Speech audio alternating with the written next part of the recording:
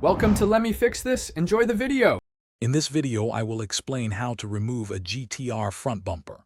First, gather your tools, including a flathead screwdriver, a Phillips head screwdriver, and a 10 mm socket wrench. Park your vehicle on a flat, stable surface and ensure the parking brake is engaged for safety. Next, open the hood to gain access to the top mounting points of the front bumper. This initial preparation ensures a smooth process.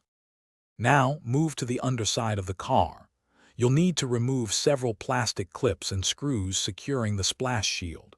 Use your flathead screwdriver for the clips and the Phillips head for the screws.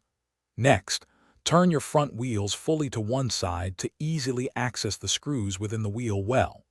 Carefully detach the inner fender liner from the bumper's edge on both sides.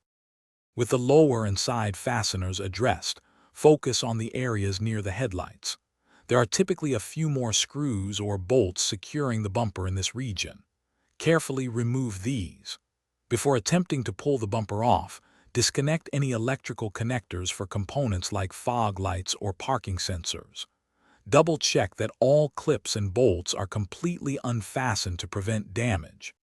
Finally, with all fasteners removed, gently pull the bumper straight forward from the vehicle. Be mindful of any potential snagging points.